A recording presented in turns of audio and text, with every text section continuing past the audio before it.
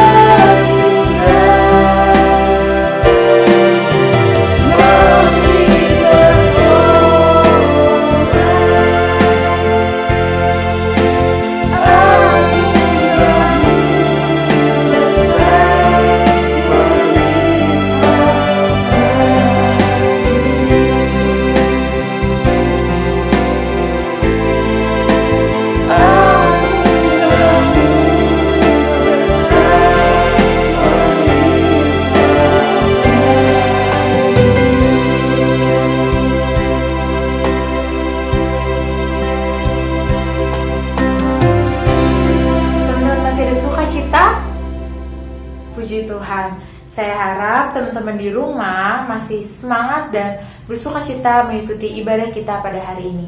Saya mau undang teman-teman untuk bangkit berdiri. Kita angkat pujian Hati Percaya.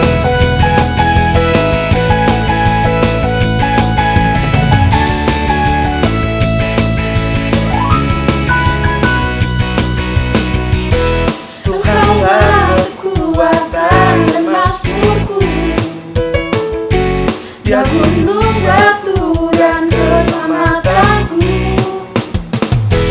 hanya padamu hatiku percaya. Kaulah menara dan kota perlindungan. Ku mau selalu bersyukur cintamu padaku, takkan pernah berubah. Hatiku percaya, walau bumi bergoncang, gunung-gunung beranjak, namun kasih setiamu tak pergi dari.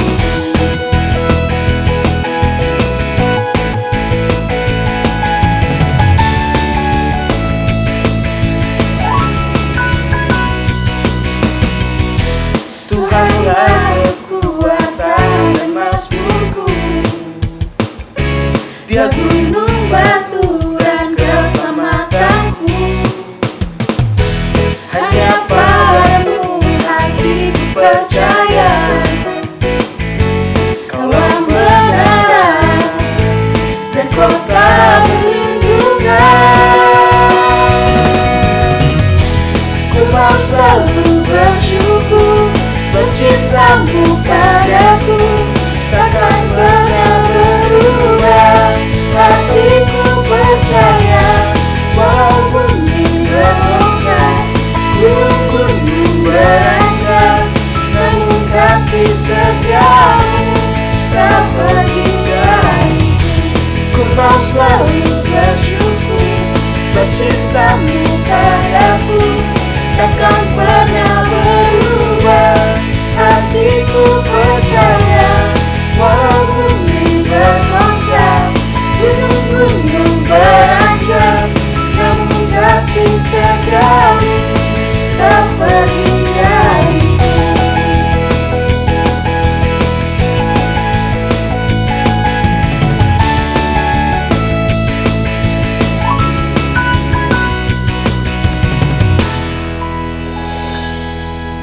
Kasih setia Tuhan kepada kehidupan kita tiada terukur, panjang dan lebarnya. Kita angkat pujian tiada terukur.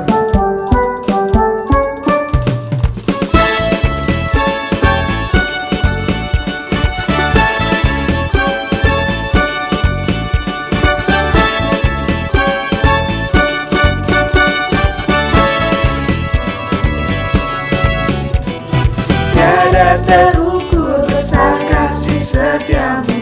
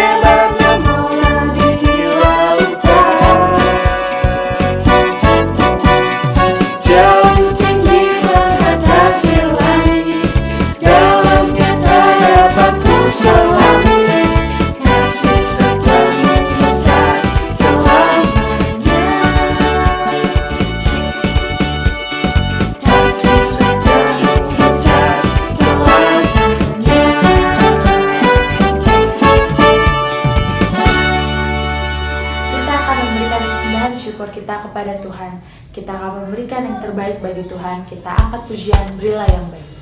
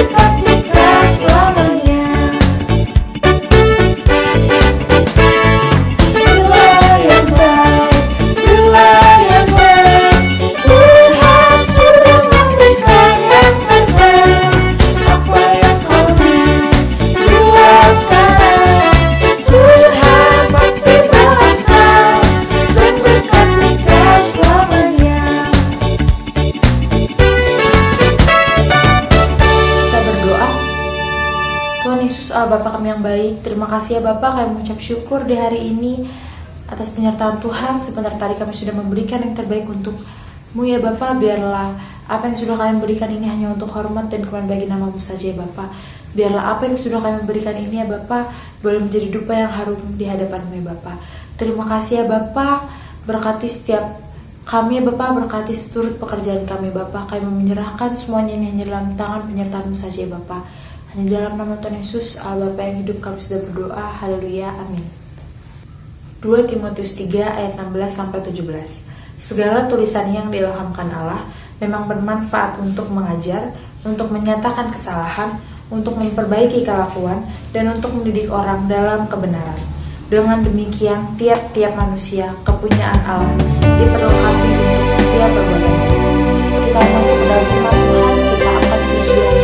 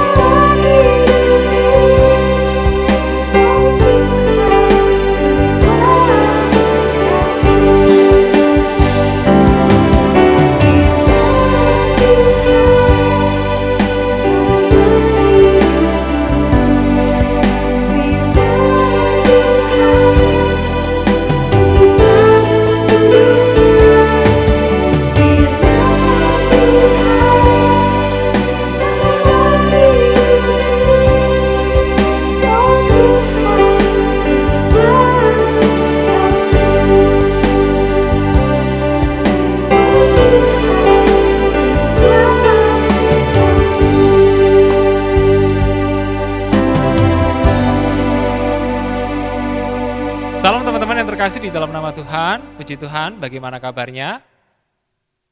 Kita percaya bahwa kasih karunia Tuhan di tengah pandemi virus COVID-19 ini tetap menyertai kehidupan kita senantiasa. Mari sebelum kita mendengar firman Tuhan, kita akan terlebih dahulu berdoa. Terpuji namamu Tuhan, terima kasih buat kasih setiamu, buat kebaikan Tuhan yang senantiasa menyertai kehidupan kami. Saat ini kami akan belajar merenungkan firman Tuhan. Tuhan ajarkan kepada kami juga untuk melakukan firman itu siang dan malam di dalam kehidupan kami hari lepas hari. Urapi hamba-Mu, jadikan hamba-Mu menjadi saluran berkat bagi banyak anak-anak Tuhan, dimanapun kami berada. Di dalam nama Tuhan Yesus kami berdoa dan mengucap syukur. Amin. Puji Tuhan teman-teman, pada saat ini tema renungan kita adalah menjadi orang yang murah hati. Yang terambil di dalam Lukas pasal yang 10, ayat 25 sampai dengan ayat 37. Tetapi kita akan membacanya mulai dari ayat 36 sampai dengan ayat yang ke-37 saja. Lukas pasal 10, ayat 36 sampai dengan ayat ke-7. Demikianlah firman Tuhan. Siapakah di antara ketiga orang ini menurut pendapatmu adalah sesama manusia dari orang yang jatuh ke tangan penyamun itu? Jawab orang itu, orang yang telah menunjukkan belas kasihan kepadanya. Kata Yesus kepadanya, pergilah dan perbuatlah demikian. Puji Tuhan. Teman-temanku, ada dua tanda dari seorang yang dipenuhi oleh Roh Kudus. Yang pertama adalah tanda dari seorang yang dipenuhi oleh Roh Kudus adalah menerima karunia Roh.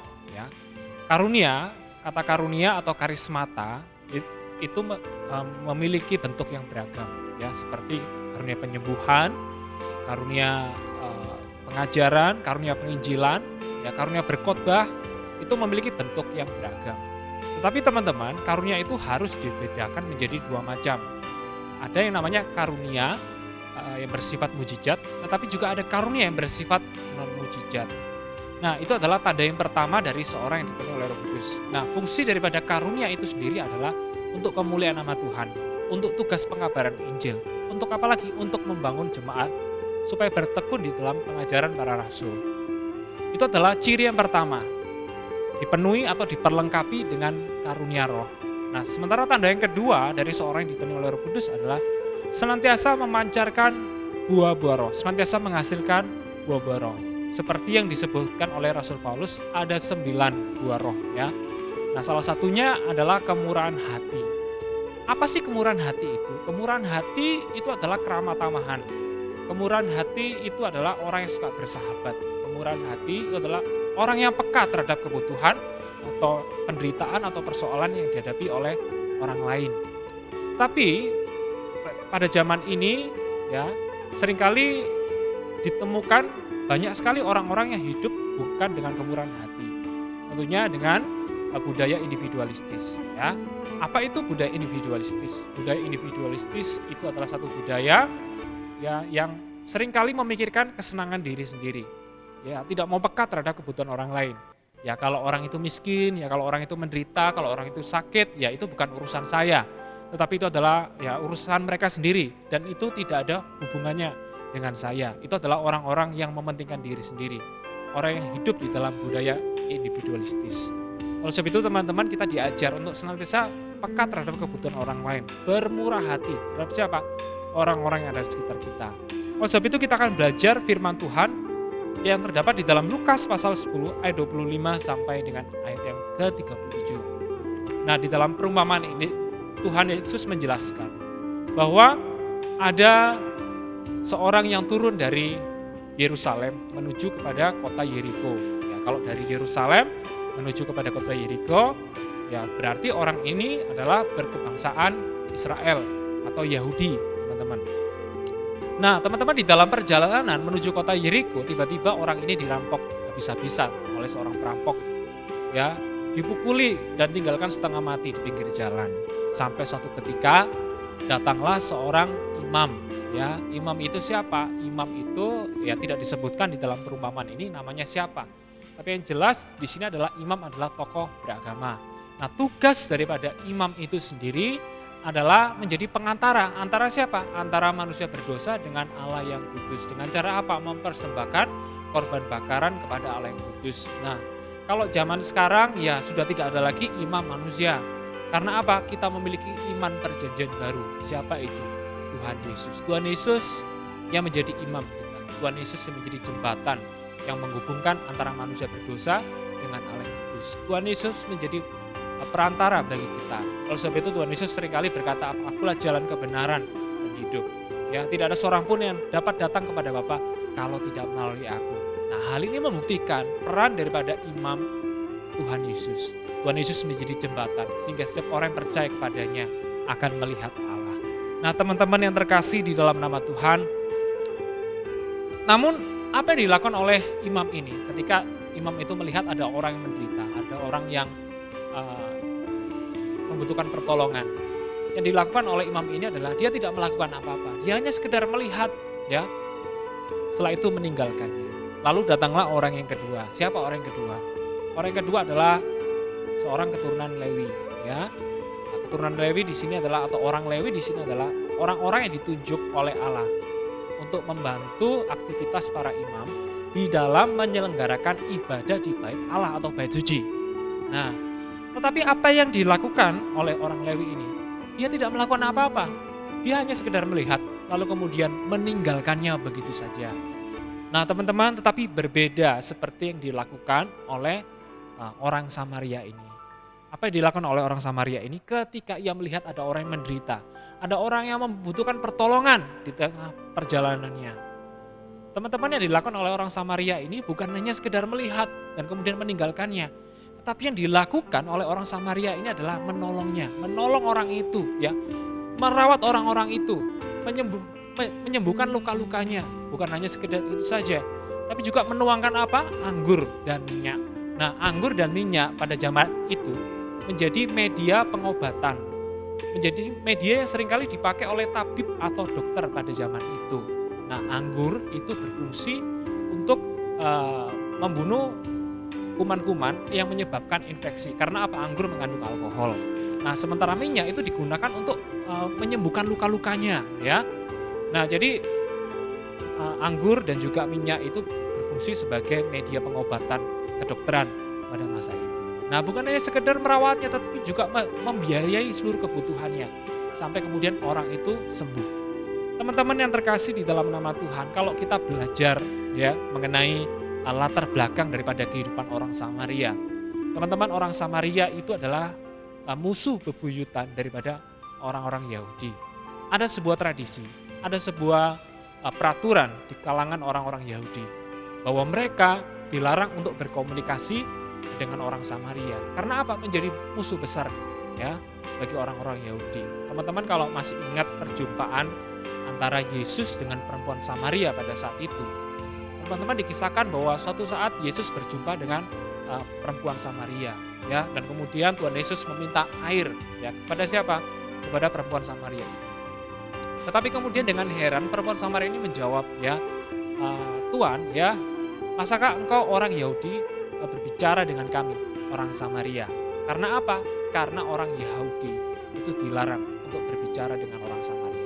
Ada sebuah peraturan, ada sebuah adat istiadat yang harus dilakukan oleh orang-orang Yahudi, yaitu dilarang berbicara dengan orang Samaria karena mereka adalah musuh besar Israel, karena mereka adalah musuh besar orang-orang Yahudi pada masa itu. Tapi teman-teman yang terkasih di dalam nama Tuhan, sekalipun menjadi musuh, ya, sekalipun dimusuhi, tetapi teman-teman, apa yang dilakukan oleh orang Samaria ini adalah menolongnya, ya. Dia tahu yang ditolong adalah orang Yahudi, tetapi ya dia tetap menolong orang Yahudi itu, merawatnya, mengobatinya sampai luka-lukanya menjadi pulih kembali. Teman-teman, apa yang dapat kita pelajari pada kisah ini? Yang dapat kita pelajari dari kisah ini adalah bahwa orang yang dipenuhi oleh Roh Kudus adalah orang yang senantiasa bermurah hati, peka terhadap kebutuhan orang lain, peka terhadap penderitaan orang lain, ya. Jadi orang yang dipenuhi oleh Roh Kudus adalah orang yang bermurah hati. Nah, jadi kalau kita hidupnya dipenuhi oleh Roh Kudus, pasti kita akan peka terhadap kebutuhan orang lain. Kalau hidup kita dipenuhi oleh Roh Kudus, ya pasti kita akan memberikan sebuah bantuan kepada orang-orang yang ada di sekitar kita.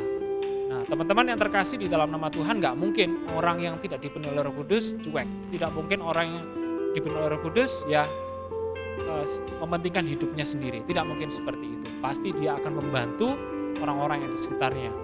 Jadi teman-teman yang terkasih di dalam nama Tuhan, orang yang membantu sesama, orang yang membantu orang yang menderita, saya katakan itu sama seperti halnya orang yang bermurah hati terhadap Tuhan, ya. Kalau teman-teman masih ingat tentang perkataan Tuhan Yesus, Tuhan suatu saat nanti akan datang ke dalam dunia ini, akan menempatkan kambing di sebelah kirinya, sementara domba di sebelah kanannya. Maka Tuhan Yesus akan berkata kepada orang-orang yang ada di sebelah kanannya, ya, terimalah kerajaan kekal, ya, yang dari sejak semula Bapakku sudah sediakan bagi kamu. Karena apa? Ketika aku haus, kamu memberi aku minum. Ketika aku di penjara, kamu mengunjungi aku. Ketika aku telanjang, kamu memberikan aku pakaian. Maka orang-orang di sebelah kanan Tuhan Yesus berkata, kapan kami melihat Tuhan telanjang memberikan pakaian? Kapan kami melihat Tuhan kelaparan, kami memberikan makanan? Sesungguhnya ketika engkau melakukan mengasihi dari saudaramu yang paling hina ini, kamu sama seperti halnya melakukan untuk aku. Jadi kalau kita mempedulikan kebutuhan sesama, mempedulikan kebutuhan orang-orang yang di sekitar kita yang menderita, kita sama seperti juga memperhatikan Tuhan. Kita sama seperti halnya mengasihi Tuhan. Kita sama seperti halnya bermurah hati terhadap siapa? Terhadap Tuhan. Dan Tuhan pasti akan perhitungkan semuanya itu.